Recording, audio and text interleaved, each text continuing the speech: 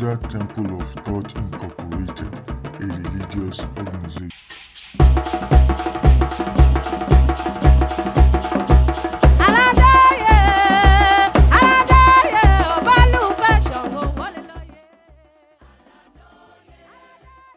Abarua boy. Our focus for this week is Eewo, which translates to taboo in the English parlance.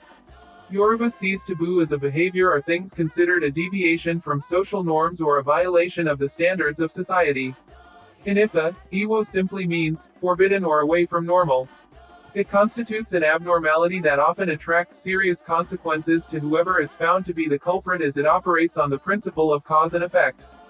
The issue of taboo is so vital in Ifa because it is capable of causing damage, bodily or spiritual, to us, including the inability to accomplish our goals and fulfill our destiny in life. It destroys or destabilizes human systems spiritually, physically, socially, or mentally.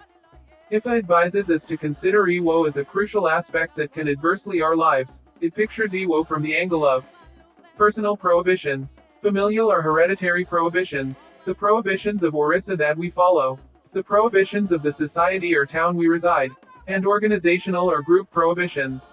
Personal prohibitions. These concern our individual prohibitions as dictated by our Ori.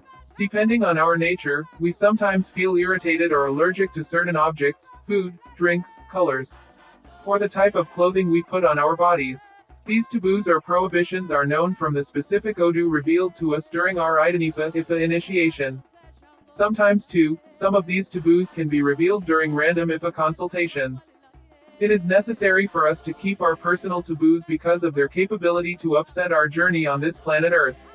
In a verse of Okanranoti, a woman repeatedly suffered the agony of miscarriages and infant mortality of her children on the ground of her nonchalant attitude in observing her taboos. On this, Ifa says, Ẹmọ́nirẹ́ oko wẹ́wẹ́wẹ́lẹ́ àfìbòjò ní wà àrùn kúrúkúrú mọ́lù ló wá fún aríyùnbẹ́sẹ́kẹ́ ọmọ ìlàmìrin àkókò èyí tó ń fi gbogbo ọmọ ṣòwò àgbègbè. Ẹmọ wọn ní kó máa ṣe kó má jẹ ìgbín orúbọ kò pa èèwọ̀ mọ́. Kí nípa aríyùnbẹ́sẹ́kẹ́ lọ́mọ jẹ́ àìkà èèwọ̀ ìgbín nípa aríyùnbẹ́sẹ́kẹ́ lọ́mọ jẹ́. Familial or hereditary prohibitions. Familial or hereditary prohibitions are those things that resulted from certain incidents that occurred in a particular family or in the establishment of that family in the olden days and have become a generational curse or abnormality. In order to prevent an incidence of a generational curse on any member of the family, the precursors to the curse are then prohibited forthwith. To them, it is obvious that engaging in such abnormality will elicit negative repercussions. However, all children born or wives married into such families are bound to keep the family prohibitions taboos. Ifa says there are inevitable repercussions, whether we consciously or unconsciously breach taboos. In a verse of Ozoturupan, Ifa says,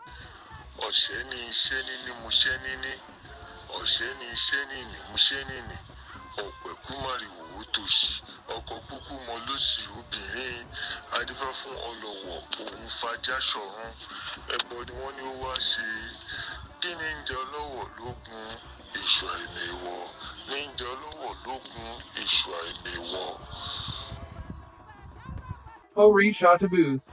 Orissa taboos or prohibitions are those things that the Orissa abhorred, considered abnormal in their practice, or disliked in terms of food, behavior, or color during their lifetime on Earth. The Orissas knew that these prohibitions could harm them, their children, or their followers. As a result, they would normally prohibit them from engaging in them. As Ifa Orissa practitioners and followers, it is pertinent for us to understand our Orissa taboos to avoid getting ourselves in trouble. Community town prohibitions. This has to do with societal norms and standards that must be adhered to. These prohibitions are reflected in the laws of the state town and can also be implicit based on traditional customs and practices that people are taught to obey. Depending on the gravity of the violation, any disobedience to such laws or traditional customs of the town will attract penalties. There may be an individual or collective violation of Eewo, and quite often, it has far-reaching consequences for the whole community. Organizational or group prohibitions. These types of prohibitions are given in organizations or groups such as workplaces, professional associations, and cultural and spiritual associations, e.g., Hogboni Fraternity, Freemasons, Lodge, etc. Prohibitions in workplaces fall under organizational culture to which all workers must conform. Organizational culture comprises cultural components of the business environment, customs and rituals, values, cultural networks, and heroes. What are the consequences of violating taboos? The consequences of violating taboos differ from person to person vis-a-vis the nature and gravity of such violations. As far as IFA is concerned, the consequences are often not pleasant and sometimes could lead to untimely death. The consequences of breaching Eewo can be found in many Odu IFA, some of which include il rol su meji, al oanran ho tu ra, obara or shell, otura meji, okanran odi. What are the benefits of not violating taboos? We will be in perfect alignment with our nature that can facilitate the fulfillment of our destiny without unnecessary meanderings. This means you will not spend a longer time actualizing your goals in life. Many hindrances will be removed from the way to success, and the environment will be more enabling for all and sundry. Finally, taboos are crucial. Let us take the issue of taboos seriously.